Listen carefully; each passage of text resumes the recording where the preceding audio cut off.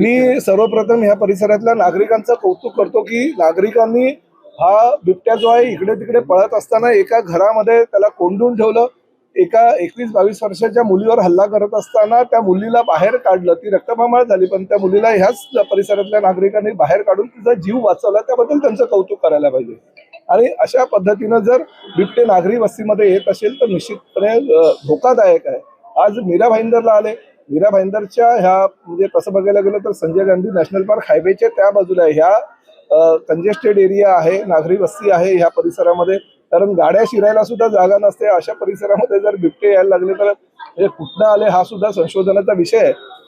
खरं तर फॉरेस्ट डिपार्टमेंटनी ह्या मुंबई ठाण्याच्या परिसरामध्ये मीरा भाईंदरच्या परिसरामध्ये त्यांनी AI टेक्नॉलॉजीचा वापर करून CCTV कॅमेऱ्याच्या माध्यमातून मेन कंट्रोल रूम जर त्यांच्याकडे बोरिवली नॅशनल पार्कला किंवा ठाण्याच्या येऊरच्या ठिकाणी ते असेल तर ते असे बिबटे जर नागरी वस्तीत पोहोचले तर ताबडतोब अर्ध्या पाऊण तासात ते पोहोचू शकतील, अशा प्रकारची यंत्रणा करायला पाहिजे। आता बघा 8 वाजता या घटना घडल्या। मी सुद्धा 2 ते 3 वेळा फोन केला, परंतु अद्यापर्यंत फॉरेस्टची टीम आलेली नाही। ते आता लवकरच पोहोचते, ते कारवाई करतील, त्या बिबट्याला जेरबंद करतील, त्यांच्या ताब्यात घेतील। परंतु शेवटी नागरी वस्तीमध्ये नागरिकांवर हल्ला जर हे बिबटे वारंवार करायला लागले तर शहराच्या दृष्टीनं किंवा राज्याच्या दृष्टीनं सुद्धा ही भूषणावह गोष्ट नाही, नक्कीच धोकादायक। तर आश्चर्याची गोष्ट म्हणजे अशी आहे, वन विभागाचे अधिकारी आज 2 तास झाले तरी इथं पोहोचलेले, मात्र तुम्ही जर घटनास्थळी पोहोचला म्हणजे याला काय म्हणायचं? नाही, ठीक आहे, मी वन खात्याचे अधिकारी नोकरदार म्हणून या ठिकाणी येतात। मी लोकप्रतिनिधी येतो,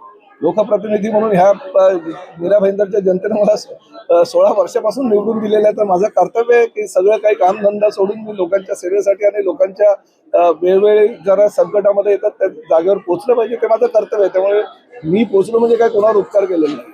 आश्चर्यच वाटतोय, कारण की हा जिकडे आता बिबट्या आल्या ज्या बिल्डिंग मध्ये, ह्या 3 किलोमीटर पेरिफेरीवर सगळं शहरी भाग आहे, मोठे मोठे टावर आहे, बिल्डिंग आहे, मोठे रस्ते आहेत। या रस्त्यांना इथपर्यंत आला म्हणजे रात्री कोणी बघितलं नाही, काय दिवसात कोणी बघितलं, हा एक आश्चर्याचा प्रश्नच आहे की इथपर्यंत पोहोचला तरी कसं पोहोचला।